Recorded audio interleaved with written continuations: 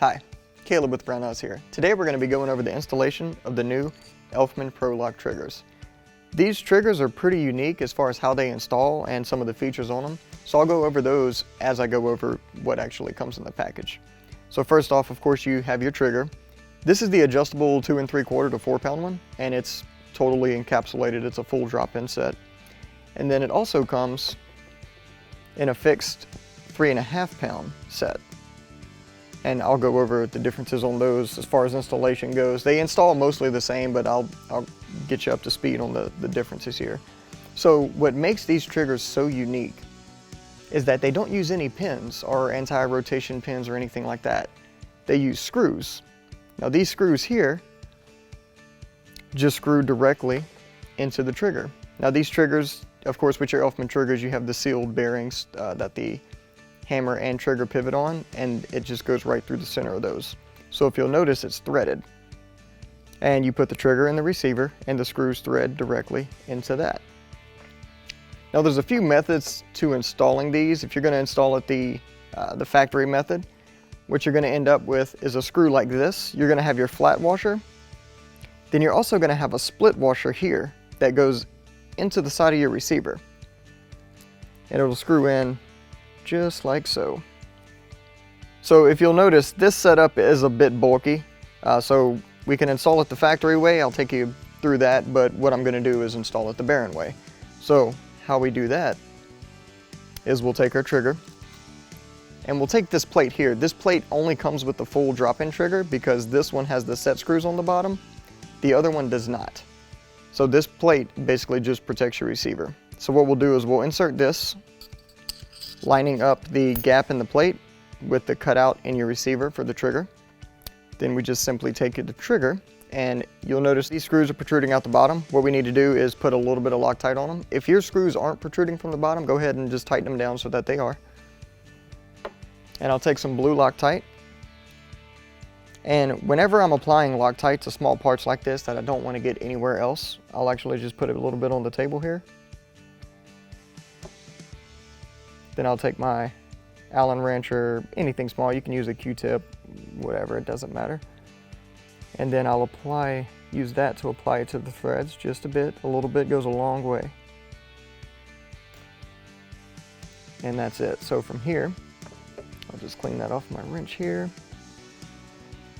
And I'm going to back those screws back flush with the trigger group.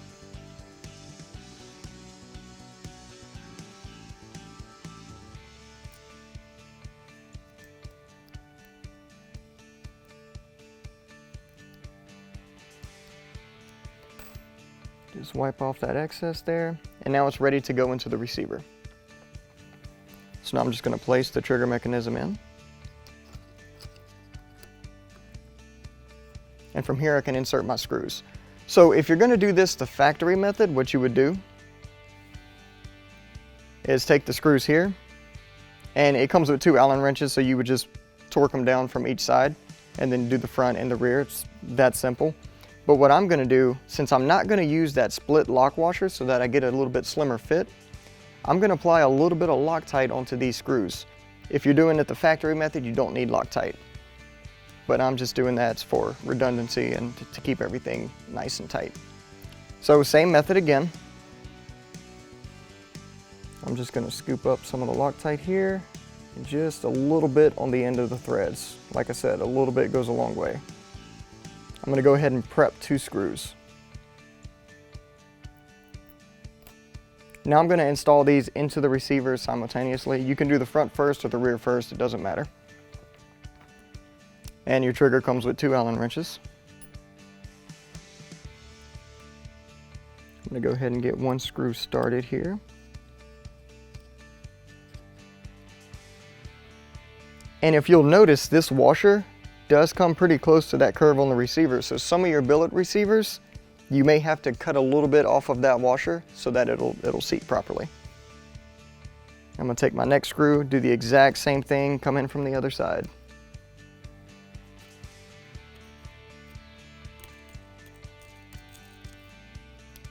Now when I snug these up, I'm going to come with 1 wrench on each side and just snug them up clockwise. and that's it. Now I'm going to do the same thing with the rear ones.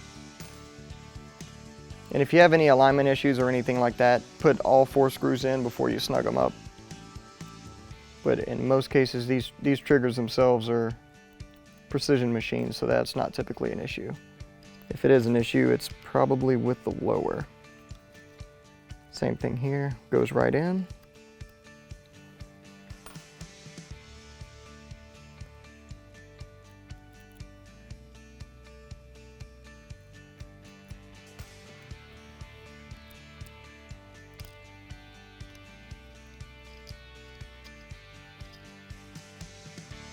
And do the same thing on the rear.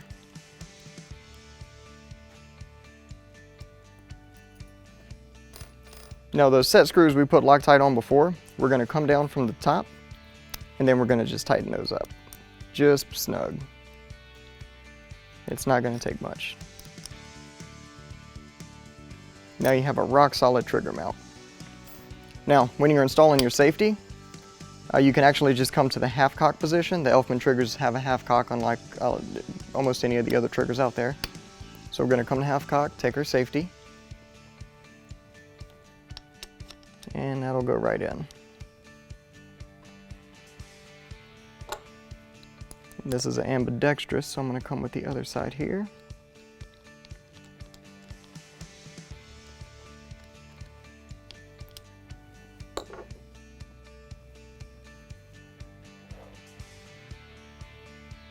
And the safety detent goes in, and our grip.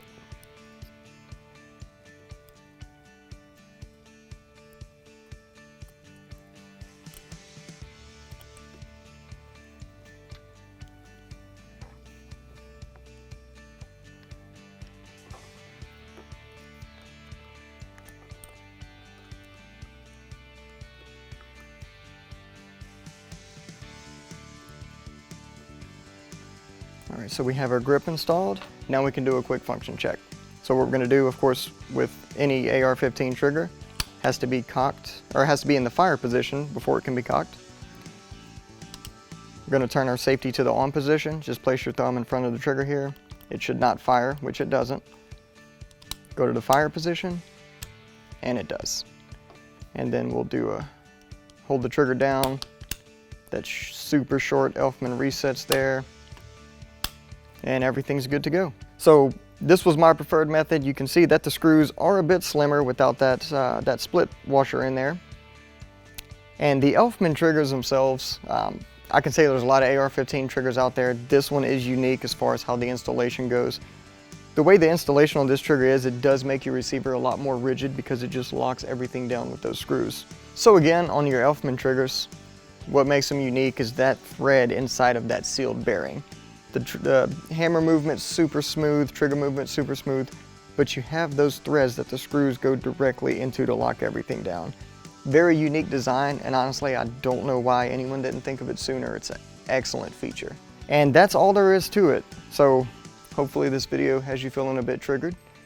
Join us again for another quick tip. Of course, if you have any questions on trigger installation or any gun parts in general, give us a call on the tech line. We'll be happy to help you out. Thanks for joining us, and we'll see you next time.